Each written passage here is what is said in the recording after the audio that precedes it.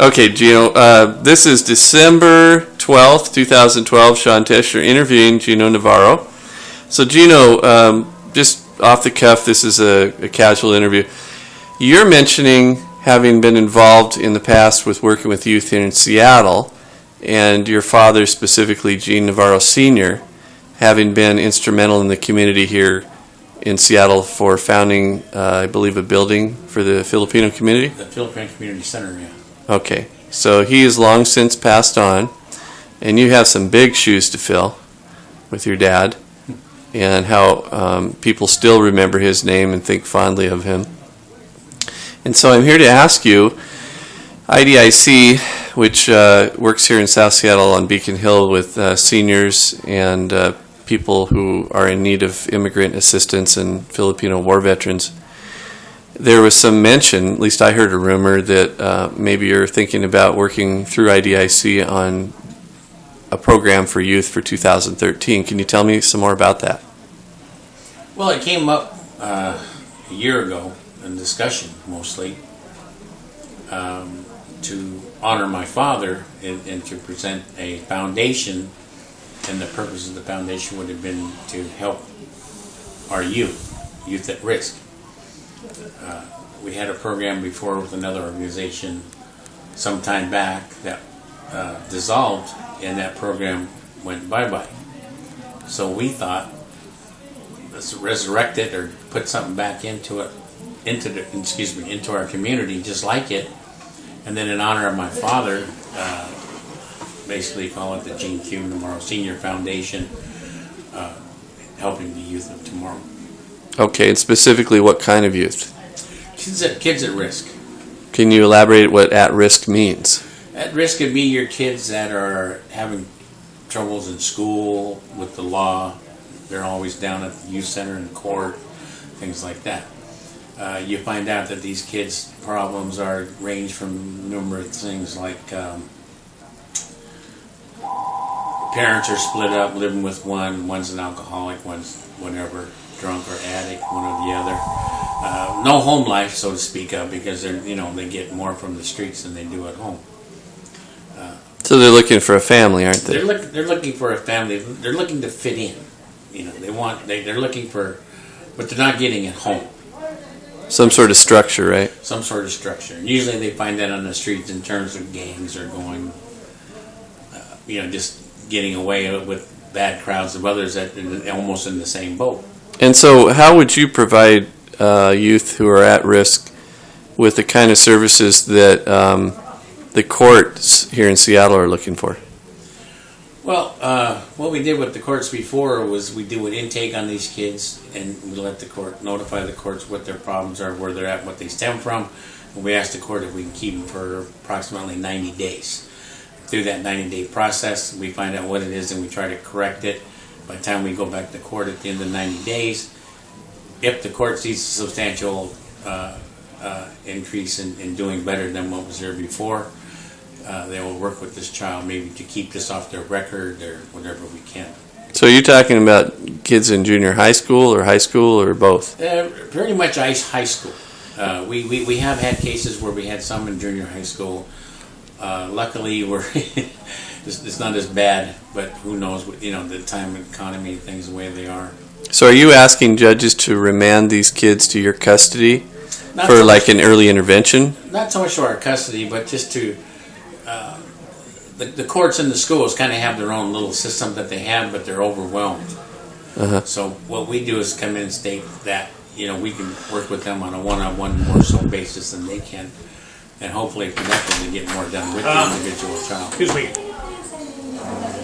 I want to introduce you to the Hmong community leader, Laoshan. Laos. Oh. Our member of the board, and he is going to look for an opportunity to ally with us. Oh, wonderful. We will be working together because, he has big community. Yeah. And I just told him we just came from visiting Shahar, the immigration and refugee office of the city. They're ready to give funds, but you have to collaborate, get together. And I was talking about one of my students yesterday. He's Cambodian, and I asked him to come on down and bring his mom. Yeah. Do they have Cambodian gathering senior? I don't know. I'm going to ask him tomorrow. I don't heard about it. Yeah. Vietnamese, Yeah. Sounds like a great idea. Hmong or Laotian, right? Yes. Yeah. I absolutely. I am Hmong senior leader now, Wow. but I am a Lao or Mien. Do you have that card? I can give I him a do. copy? I do. Just a minute. Okay, Gino, so specifically you're working with the courts and the schools as kind of an earlier intervention person. I understand that you're the only person at this point, because of funding, to begin this organization, but you are looking for funding so that going into 2013 you might be able to hire a couple extra counselors and get some people out there who can connect more closely one-on-one with youth and counselors and parents and teachers and cops. Yes, that's our goal. Because there's not a shortage of kids that are in trouble, unfortunately. Now, are these minority kids specifically, or kids of Primarily mixed race? Yeah, mixed races. Filipino, Native American, Filipino, Chinese, Japanese. We also have had Vietnamese kids in the program as well. And is So English their ethnic- first language? Ethnicity doesn't really matter to us. Okay. So are these kids speaking mainly English or other dialects? Mainly English because they're in school, so, you know, Okay. So you don't have much of a barrier to overcome there. no. Okay. Working with IDIC, how do you hope to pair the students with the older people here? Well, in a mentorship type thing, you know, they will have the opportunity to sit down with some of our elders and talk with them, and like anything else you'll find in Native American history or even Asians, is you have a storytelling session.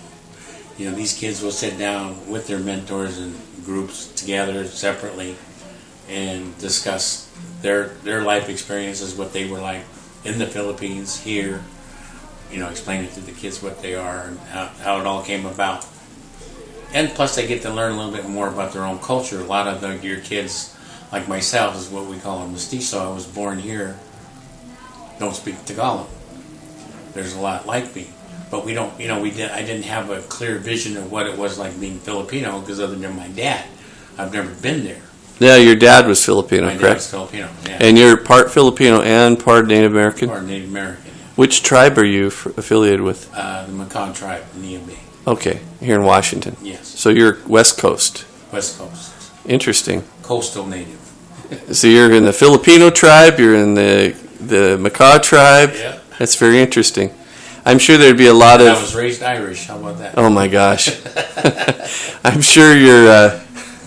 well, the old joke is somewhere in the background there's an alcoholic, right? Yeah. Being Irish. Yeah. Me too. Let's see here.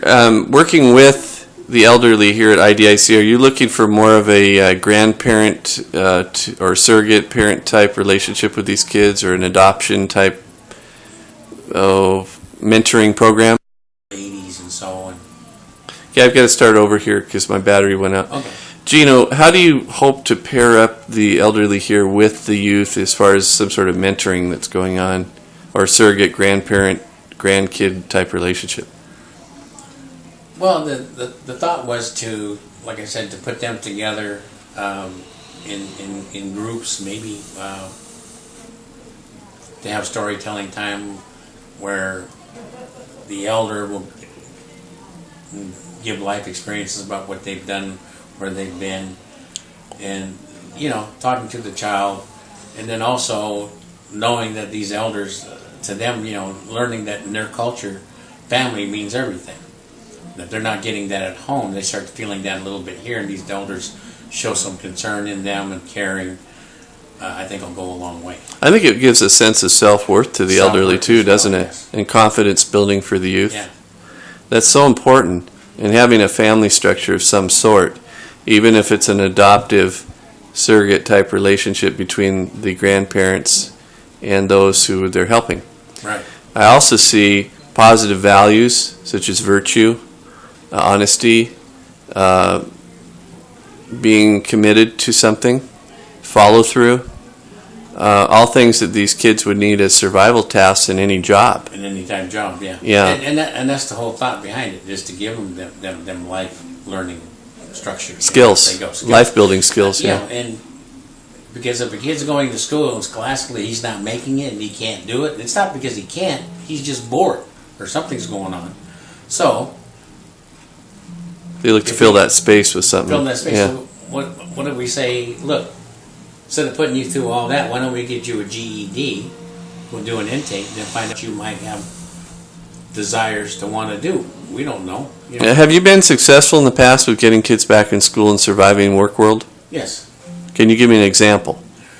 As for one kid, A success story, yeah. A success story. Yeah, we had one kid, Adrian. He came in from the court system. He worked with our instructor then was Peter Israel, and Peter also had a martial arts class. He came in and Peter mentored him and took him into the martial arts class to learn discipline and some other things.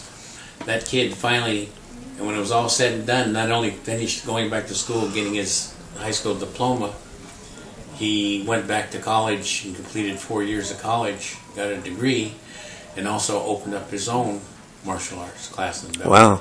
Yeah. Now, do you ever see him in the community? Oh yeah, yeah. In fact, I'm on the committee for Peace to Sinai up at Seward Park here.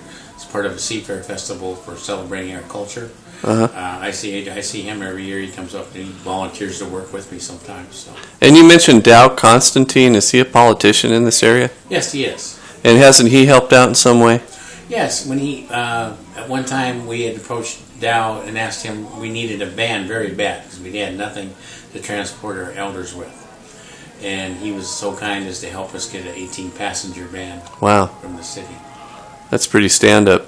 Yeah, it was real good. Well, Gino, my hope is that this video will get out to people who need to find out more about Youth at Risk and the Gene Navarro Senior Foundation, and how it's tied closely with IDIC, the International Drop-In Center here in Seattle on Beacon Hill, which serves the Asian elderly. And hopefully people will spread it around, and it'll work in your absence to try and give people an answer to the who, the what, the where, the when, the why, and the how of what you're trying to do. Obviously, you don't see this as a job. You see this as a vocation. And I think your dad did as well. And that's what, we know it's coming from your heart. You're not doing this to be popular, even though you are a popular guy. You're really kind of a godfather in the community, and you're looking out for the best interests of everyone. So they wouldn't be able to make it over the bridge without you. Well, just trying to do the best I can. Well, we appreciate that, and we thank you for your time today. Thank you. Okay.